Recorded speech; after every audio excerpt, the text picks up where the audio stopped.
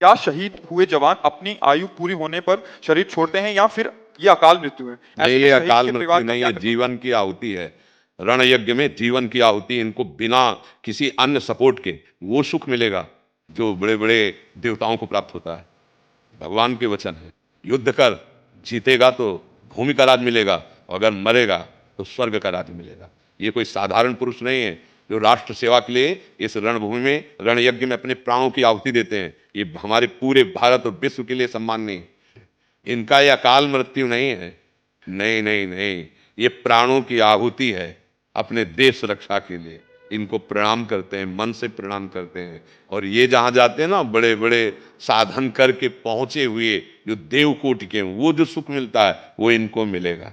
ये कोई साधारण नहीं है जीवन। राष्ट्र सेवा, हाँ, भगवान की सेवा है। जहां खड़े नहीं हो सकते, जहां जी नहीं सकते, वहां भी वो राष्ट्र सैनिक कष्ट सह करके खड़े हैं कि हमारे राष्ट्र को कहीं किसी तरह का कोई कष्ट पहुंचाने वाला ना इधर से प्रवेश कर जाए। नहीं, उनका जीवन बंधनीय है, पूरा राष्ट्र बंधन करता है। वो तो बहुत ही मंदबुद्धि होंगे जो ऐसा, पूरा राष्ट्र, जब राष्ट्र के बड़े बड़े अधिकारी सर झुका देते हैं उनके आगे, तो औरों की तो बात क्या। वो देवलोक को प्राप्त होते हैं, वो स्वर्ग को प्राप्त होते हैं, वो पुण्यात्मा कहे जाते हैं। अकाल मृत्यु वाले दुर्गति के प्राप्त, अकाल मृत्यु नहीं है। अपने राष्ट्र की रक्षा के लिए वो अपने प्राणों की आहुति दे दी। वो वंदनीय पूजनीय, हमारे वंदनीय पूजनीय, हम उनकी वंदना करते हैं। जैसे हम समाज सेवा कर रहे हैं, तो हमारे समाज को सुरक्षित रखने की वो सेवा कर रहे हैं। समाज सुरक्षित है, चैन से तुम सोते हो और वो जगते हैं, हम जीते हैं और वो अपने प्राणों की आहुति देकर हमारी रक्षा करते हैं। ये संत नहीं तो और क्या है? ये संत नहीं तो क्या है? वही तो संत जो परहित लाग तजय जो देही, संतत संत प्रशंसय ते ही। हमारे जो शास्त्र कह रहे हैं, जो दूसरों के हित के लिए अपने प्राणों का त्याग, दूसरों के हित के लिए, तो हम सब कौन है? उनके रिश्ते नातेदार थोड़ी हैं, हमारे देशवासी हैं।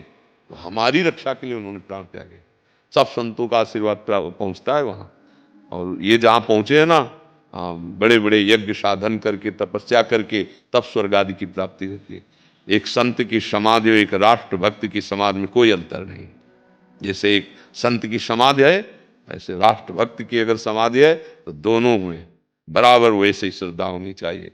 क्योंकि संत अपने जीवन को समाज सेवा के लिए भजन साधन करके, और सर्वे भवन्तु सुखिनः सर्वे सन्तु निरामया वाणी से, और वो अपने बल और बुद्धि से अपने प्राणों को समर्पित करके समाज को सुरक्षित रखते हैं। बात दोनों की एक हुई, एक भजन बल से, एक बौद्धिक और बाहुबल से राष्ट्र की रक्षा में लगी हुई है। तो दोनों की समाधि हमारे लिए बराबर। उनकी अकाल मृत्यु कैसे मानी जा सकती है? उनकी दुर्गति के विषय में सोचा भी नहीं जा सकता।